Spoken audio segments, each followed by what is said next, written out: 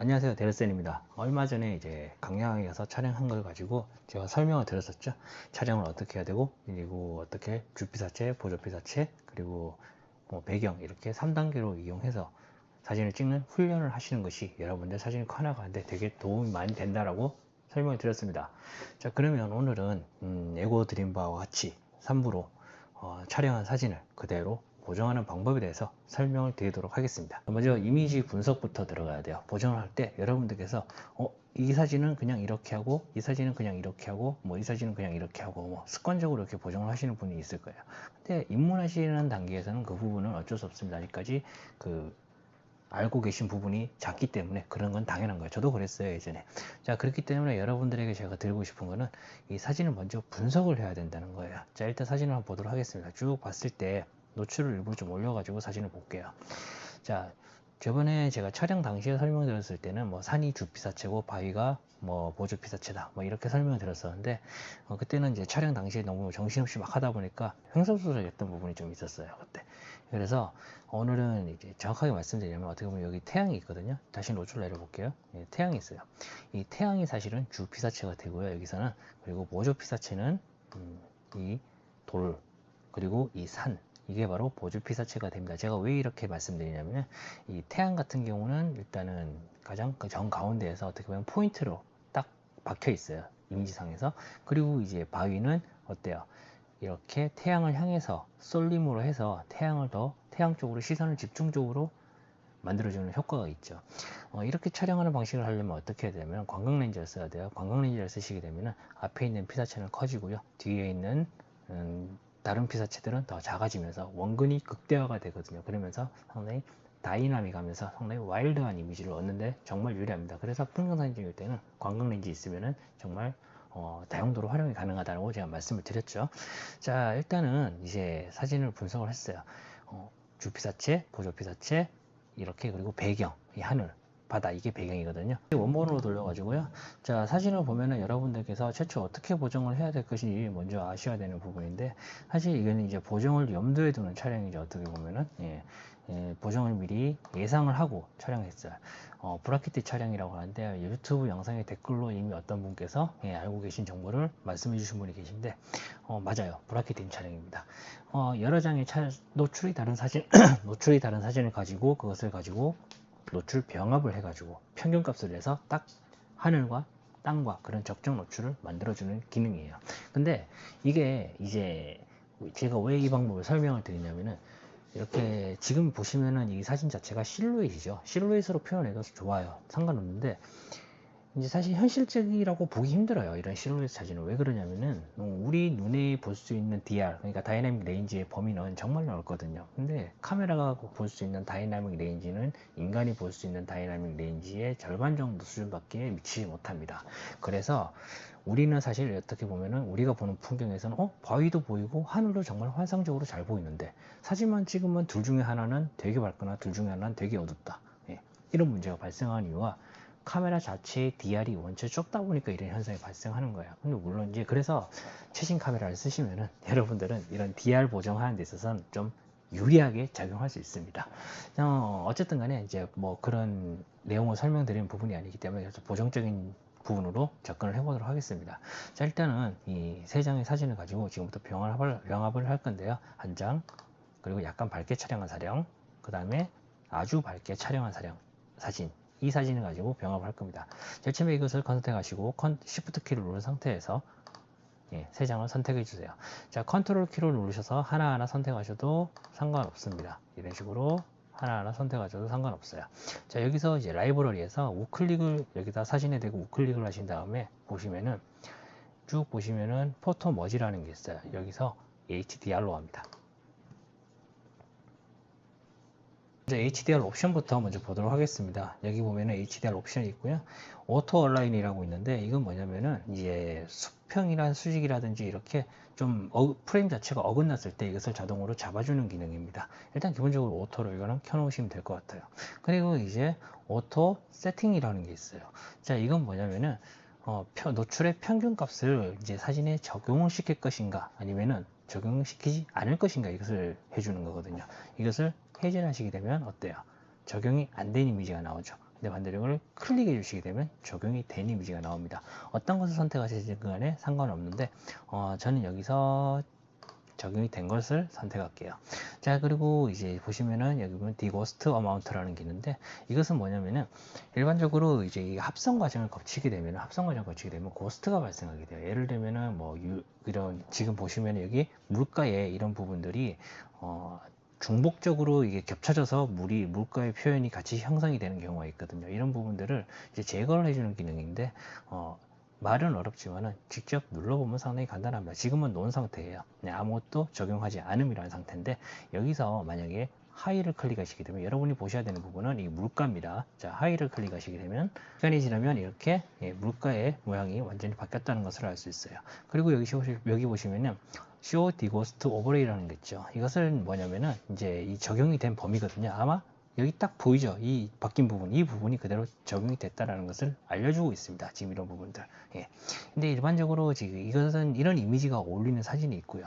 그리고 논이 어울리는 사진이 있거든요. 그렇기 때문에 무조건 어떤 고스트를 지워야 되겠다는 개념으로 접근하기보다는 사진에서 조금 어떤 분위기상으로 어울리는지 안 어울리는지 판단하셔가지고 여러분들께서 선택적으로 하시는 것이 좋습니다.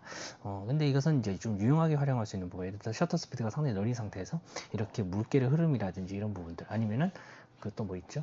뭐 나무 가지가 막 흔들리는 이런 잔상이 좀 심하게 남는 경우, 이런 경우는 하이로 걸어주는 거죠. 자, 그러면 일단 여기서는 논으로 가고요. 논으로 가고 여기에서 그대로 머지 버튼을 누르시게 되면은 이제 HDR 파일이 하나 만들어질 겁니다. 사진을 보시면 아시겠지만 정말 이미지 하나가 만들어졌죠. 원래 3개밖에 없었는데 여기 하나가 따로 만들어졌어요. 자, 이렇게 된 이미지를 가지고 이제 보정을 할 건데, 이제 보정은 지금 라이브러리 화면에서는 보정을 할 수 없습니다. 그래서 디벨롭 버튼으로 가셔야 되는데, 디벨롭 모듈로 넘어가셔가지고 여기서 보정을 하시는 거예요. 자, 보정을 하실 때 여러분들께서 좀 내리고 화면 좀 크게 할게요. 자, 여기서 이제 보정을 하실 때 어떤 부분을 먼저 건드리실 건지가 상당히 중요한데요. 일단은 먼저 부족한 부분부터 먼저 건드려 줍니다. 자, 지금 봤을 때 이미지가 제가 주피사체, 보조피사체 이렇게 부각이 되는 이미지를 얻는 데는 성공했지만 문제가 발생하는 게 이 하단 부분이 여백이 아니죠. 하단 부분의 프레임이 구성이 너무 넓어서 프레임 자체가 약간은 불안한 느낌이 들어요. 그래서 제가 여기서 자르기를 들어갑니다. 여기 보시면은 크롭 오버레이라는 게 있죠. 이것을 클릭하시고요. 그 다음에 여기서 Alt 키를 누르시는 상태에서 이것을 위아래로 당기시면 똑같은 비율로 위아래로 잘리게 되는 거죠. 근데 저는 여기서 이것을 쓰는 것이 아니라 아랫부분만 날리면 된다 그랬잖아요. 그래서 아랫부분만 이렇게 조금만 날려줍니다. 그리고 여기서 엔터 눌러주시게 되면은 어때요? 이 자체가 아까 전보다는 훨씬 안정적으로 되었다는 것을 여러분들께서는 눈으로 확인할 수 있죠. 자, 그리고 여기서 이제 어떤 부분을 먼저 건드릴까가 상당히 중요한데, HDR 기법으로 이제 보정이 들어가다 보니까 이미지 자체가 살짝 이질감이 들어요. 왜 그러냐면은 우리가 이제 어떤 풍경 사진을 볼 때 바위의 밝기가 이렇게 밝지가 않죠. 그리고 산의 밝기도 저렇게 밝지는 않아요. 그렇기 때문에 우리가 보는 것과 다른 광경이 보여지기 때문에 이게 이질감이 느껴지는 거거든요. 이것을 최대한 우리가 보는 이질감과 현실적으로 맞춰주는 것이 좋습니다. 여기서 이제 물론 이렇게 이제 완전히 평균값을 해가지고 창의적으로 HDR 기법을 행해서 예술 활동을 하시는 분이 있지만은, 원래 HDR 촬영 기법이 원래 그걸 목적으로 나온 거예요. 이렇게 다중 노출 병합을 위해서 나온 게 아니라. 어쨌든 간에 제가 하고 싶은 얘기는 여기서는 현실적인 이미지를 만들 거다, 저는. 그것을 제가 설명드리고 싶은 거고요. 일단 먼저 하늘부터 보정해 보도록 하겠습니다. 제가 쉽게 할 수 있는 방법을 한번 알려드렸었죠. 여기 보시면 HSL 컬러라는 게 있습니다. 이걸 눌러서 루미넌스를 클릭하시고 하늘의 밝기를 하늘이 블루니까 블루의 밝기를 살짝만 내려주고요. 이런 식으로. 그 다음에 아쿠아도 살짝만, 아쿠아는 적용이 안 되네요, 거의.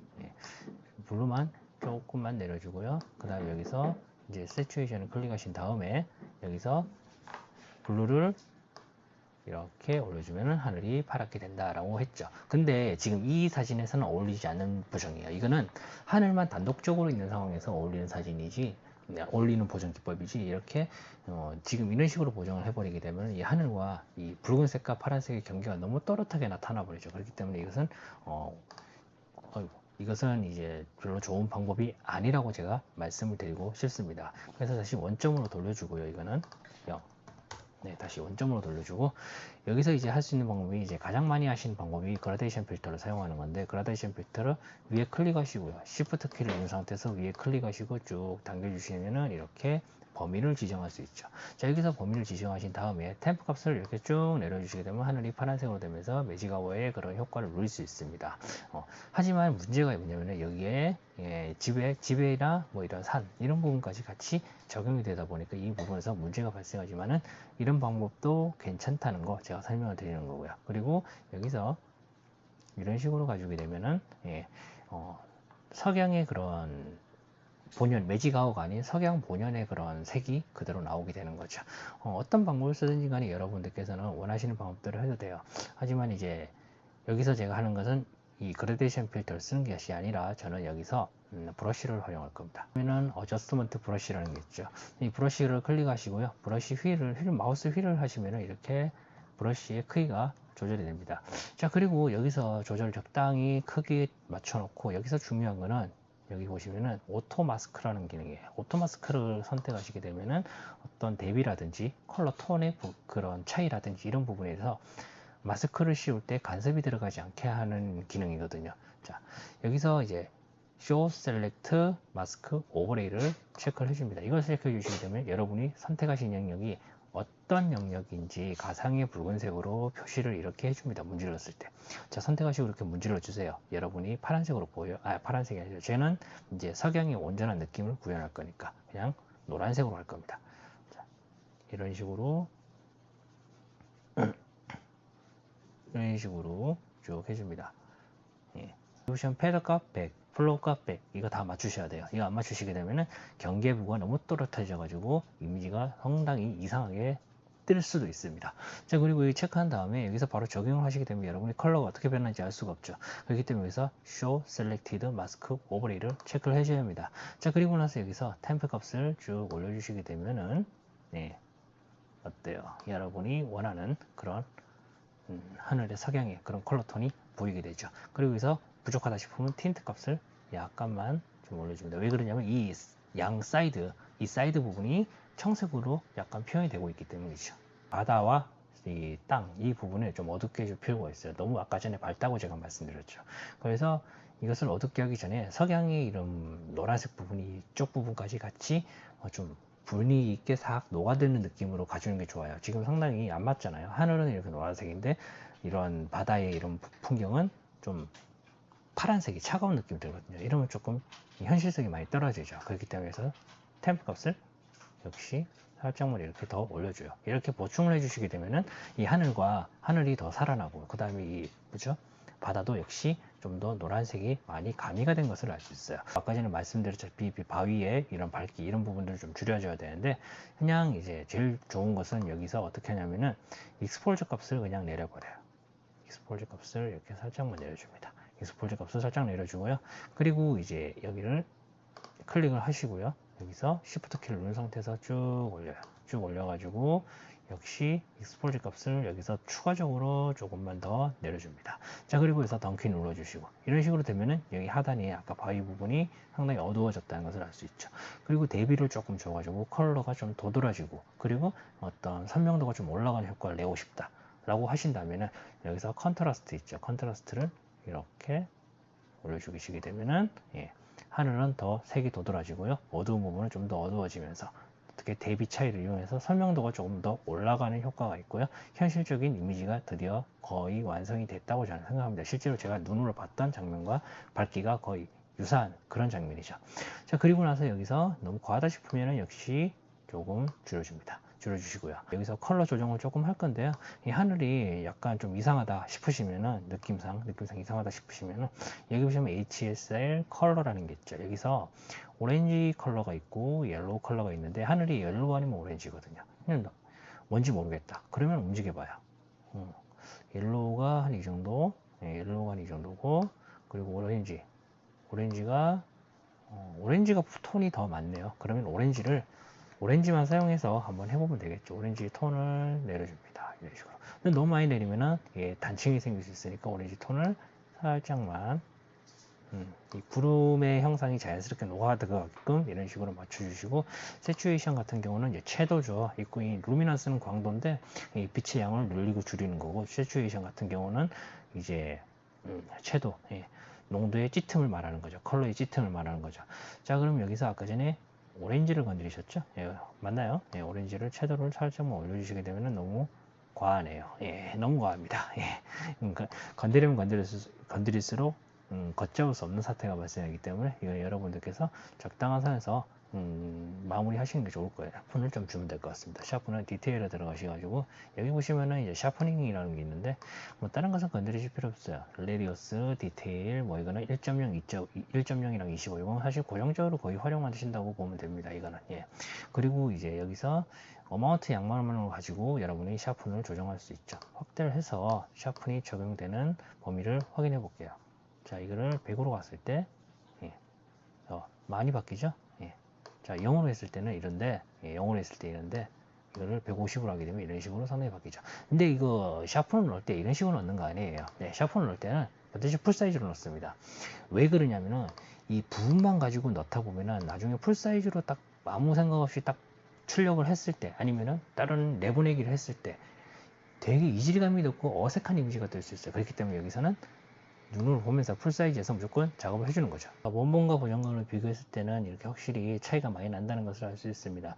일단 뭐 DR이 풍부해지고요. 그 다음에 뭐 컬러라든지 이런 부분을 조정해서 좀 더 임팩트가 있고 좀 더 원하는 느낌으로 상대방 보는 사람들에게 어떤 이미지적인 감동을 줄 수 있는 효과가 있다는 거, 그것만 아시면 될 것 같고, 뭐 선택적으로 할 수 있죠. 이거는 노란색으로 하시는 것이 아니라 아까처럼 이것을 파란색 부분을 이 그라데이션 필터를 활용해 가지고 매직아워로 어떻게 이미지를 좀 보정을 하는 방법, 그런 방법도 있으니까 이것은 여러분이 하긴 알아야 합니다. 어떻게 응용하느냐가 상당히 중요하죠.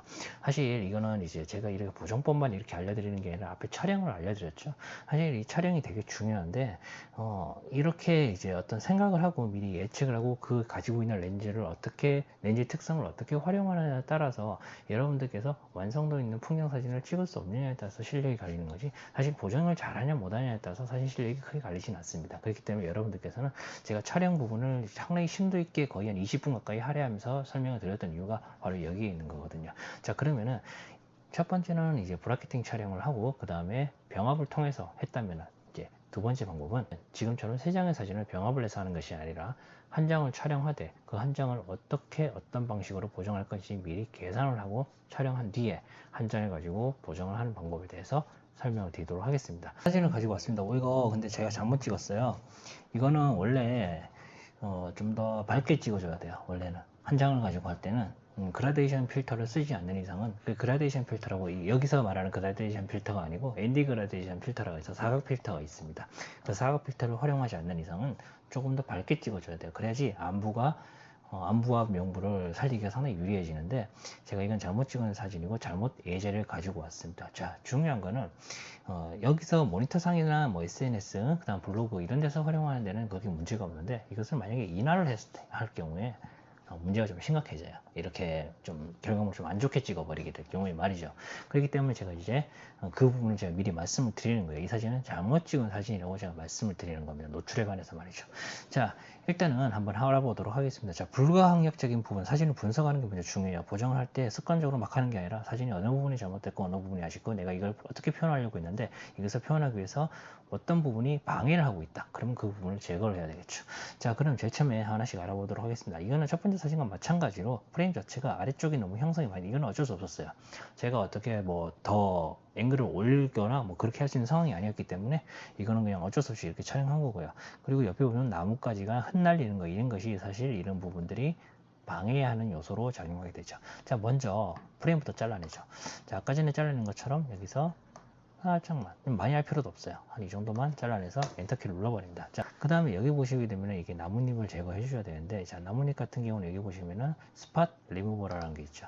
스팟 리무버를 클릭하시고 마우스 휠을 움직이시게 되면 크기를 조정할 수 있습니다. 자, 그리고 여기서 클릭, 엔터.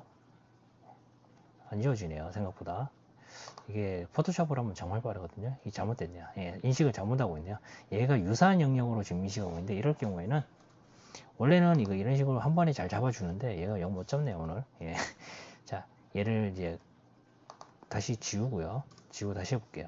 자, 역시 어디 갔죠? 예, 스판 리무브 클릭하시고 여기서 클릭하시고요.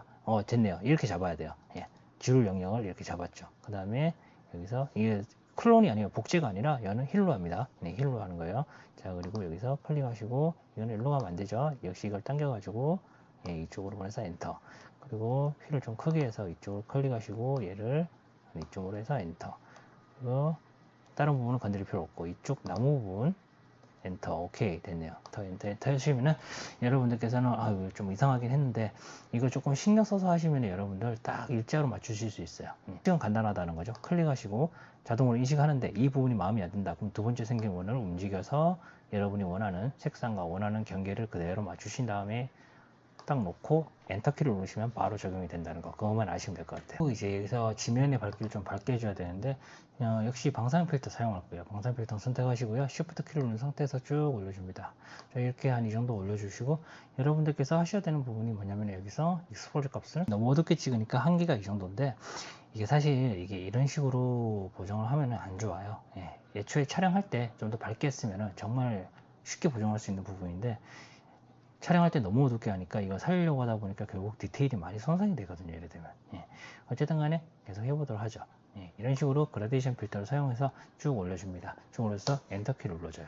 자, 그리고 나서 여기서 이제 여기서 그라데이션 필터를 써야 되고 그 다음에 아니면 템프 값을 바로 적용을 해도 되고요. 덩키를 눌러줘야 되겠죠. 이거 했으면은 덩키를 눌러주시고 여기서 템프 값을 이렇게 쭉 이런 식으로 올려주셔가지고 좀더 붉은 화면을 그냥 한 번에 살리는 방법도 있는데 이렇게 할 거면은 사실 라이트룸을 주는 주 목적이 아닐 수 있죠.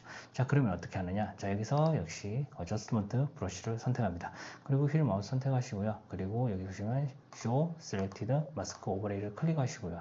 그 다음에 여기서 이 숫자가 전부 0인지 반드시 확인하세요. 이게 0이 아니면은 바로 그 값이 적용이 되어 버리기 때문에 반드시 0인지 확인하시고 이 파란색 부분을 먼저 살리겠습니다. 저는 파란색 부분을 원래 이렇게 보정하면 안 되는데 좀 빠르게 하기 위해서 제가 지금 하는 거니까 이해를 부탁드리겠습니다.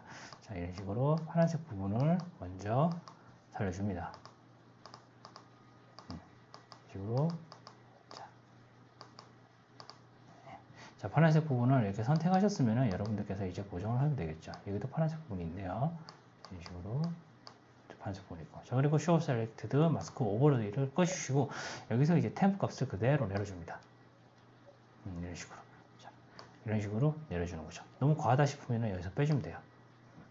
빼주면 돼요. 이런 식으로.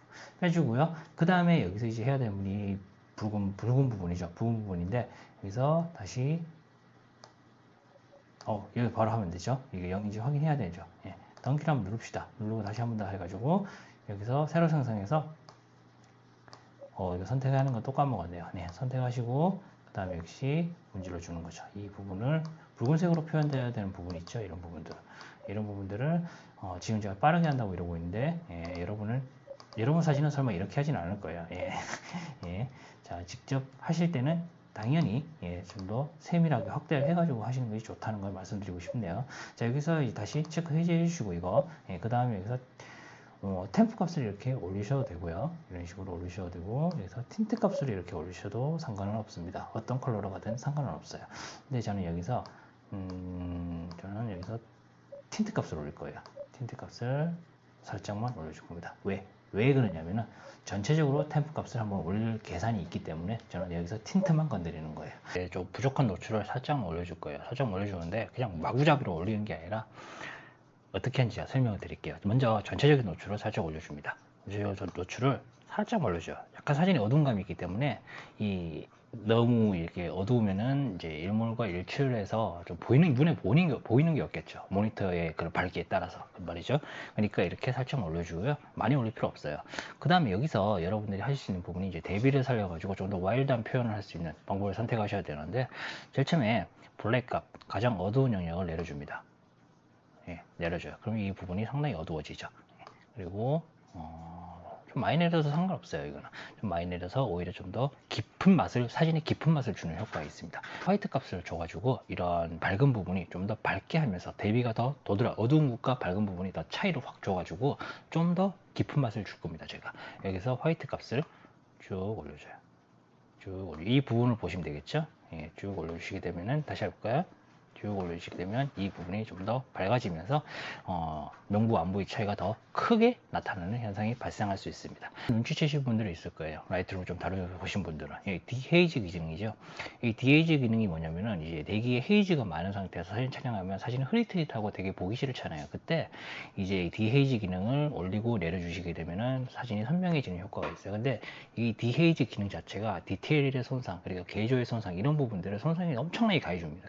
가하게 됩니다. 그래서 이미지가 받는 데미지가 너무 커요, 이거는. 그래서 이렇게 하시기보다는 블랙과 화이트가 위 톤 개념으로 접근하셔가지고 블랙과 화이트, 섀도우, 하이라이트, 컨트라스트, 익스포저 이걸 활용해 가지고 여러분들께서 조절하시게 되면 개조가 풍부하고, 그리고 이미지의 그런 가해지는 데미지가 상대적으로 디헤이즈보다 훨씬 적다는 것을 제가 말씀드리고 싶습니다. 템프 값을 아까 전에 말씀드렸죠. 조금 올려서 따뜻한 느낌을 주겠다라고 했는데 템프 값을 조금만 이렇게 올려줍니다. 많이 올릴 필요 없어요. 많이 올리면 오히려 더 이미지가 상당히 좀 탁해 보이고 지저분해 보일 수 있거든요. 이 템프 값이 올라가게 되면 또 밝기가 같이 올라가는 효과가 있기 때문에 이미지 보여주는 그런 느낌, 깊이감이 상당히 떨어지는 효과가 있습니다. 그래서 템프 값 살짝 올려주면서 사진을 완성해 주고요. 그리고 여기서 아까 전에 말씀드렸다시피 이 사진은 촬영 자체를 잘해야 되는데 제가 실수를 했다고 말씀드렸어요. 살짝만 좀 더 밝게 촬영했으면은 이미지에 가해지는 데미지가 적으면서도, 지금 보면 전체적으로 밝게 보정을 하고 있잖아요, 제가. 그래서 여러분들께서 일몰이나 일출사진 촬영할 때는 여러 장의 노출 값을 가지고 촬영을 하세요. 그게 제일 좋습니다. 자, 그리고 나서 여기서 이제 마지막으로 아까 전에 한 것처럼 샤프닝을 넣게 되면은 이런 식으로 샤프닝을 넣어 주시게 되면은 전체적으로 이미지가 상당히 날카로우면서 깨끗한 이미지를 여러분은 얻으실 수 있습니다. 이제 사진을 이렇게 비교해 볼게요. 비교해 봤을 때 전체적으로 사진의 깊은 맛이 상당히 좀 풍부해지고요. 그 다음에 이제 컬러 자체가 상당히 풍부해졌다는 것을 여러분들께서는 알 수 있습니다. 그 다음에 여기 보시게 되면은 하단에 밝기가 상당히 좀 올라가 줌으로 해서 뭐라 그래야 되나요? 우리가 실제로 눈으로 보는 장면과 유사한 이미지를 얻으실 수 있다는 걸로도 해석이 됩니다. 많은 분들께서 궁금해하시는 부분 중에 하나가 책이 어떻게 나오나요? 책이 언제 나오나요? 책이 어떻게 나오나요? 이거 되게 좀 궁금해하시는데 책은 8월 초에 나와요. 8월 초에 나오고요. 그리고 이제 그 엔미디어 측에서 이제 저한테 이제 문의가 왔을 때 어떻게 왔었냐면은 보정을 염두에 둔 촬영을 좀 해서 그렇게 작업을 같이 했으면, 책 작업을 같이 했으면 좋겠다라고 하시더라고요. 그래서 저는 좋습니다라고 했고요. 그리고 이제 제가 거기에 코멘트를 하나 더 달았는데 뭐냐면은 사진이 왜 이렇게 보정하고, 이렇게 보정하기 위해서는 어떻게 촬영해야 되는지, 그리고 어떤 환경에서 촬영하고, 빛의 방향을 어디에 두고, 그리고 인물을 어떻게 가져가고, 인물의 포즈와 그 다음에 인물의 의상과 컨셉부터 시작해서 이런 계획적인 부분들 있죠. 그런 것을 난 다 넣을 거다라고 말씀을 드렸어요. 그러다 보면 문제가 뭐냐면 분량이 무지막지하게 커집니다. 왜냐면 출판사 쪽에서 분량이 커진다는 것은 어떻게 보면 제가 책을 처음 내는 입장에서 리스크가 있는 부분인데도 불구하고 출판 쪽에서 그렇게 오케이 승인을 내주셨더라고요. 그래서 책 페이지 수가 500페이지가 됩니다. 그래서 중요한 것은 그게 아니고 이렇게 들어가요. 지금 영상의 1부, 2부, 3부를 보셨죠? 그런 식으로 들어갑니다. 이렇게 보정하기 위해서 촬영을 어떻게 해야 되는지가 들어가고요. 그리고 보정을 하는 과정에서 이 툴을 왜 사용해야 되고, 이 부분을 살리기 위해서 이 툴을 왜 사용해야 되고, 그리고 이 툴을 사용했을 때 효과가 나는 부분과 효과가 반감되는 부분이 뭔지, 이 부분을 설명을 해주는 그런 내용을 제가 담았어요. 왜 이렇게 제가 담았냐면은 제가 당시에, 지금 요즘은 모르겠어요. 제가 당시에 사진 공부를 할 당시에는 따라하기식이었어요. 그냥 계속 보정도 마찬가지고 계속 따라하기식이었어. 그러다 보니 어떤 문제가 발생하냐면은 그 예시로 하면 그게 되는데 내 사진을 가지고 하면 안 된다는 거죠. 그래서 저는 어떤 생각이 들었냐면은 나는 진짜 보정에 소질이 없나 보다, 이런 생각을 했었거든요. 근데 사실 그게 아니죠. 촬영자 자체가 어떻게 촬영하고, 빛을 어느 방향에 두고, 그리고 무슨 생각을 가지고 어떤 구도로 촬영했으면, 이런 부분들이 언급이 돼야지 거기에 맞는 보정을 했을 때 그게 가미가 되는데, 적용이 되는데, 그런 부분들이 완전히 없는 상태에서 사진을 한번 딱 띄워놓고 보정을 해라 라고 해보게 되면 어떻게 되죠? 내 사진은 안 되는 거예요, 결국은.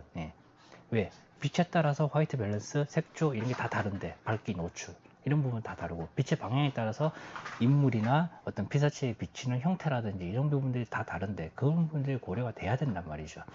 그래서 저는 이번에 그렇게 넣었던 거고요. 그래서 어떻게 보면 1, 2, 3부가 여러분들께서 책에 나오는 부분들의 예시를 미리 보았다라고 생각하시면 됩니다. 오늘은 여기까지 하겠습니다. 고맙습니다.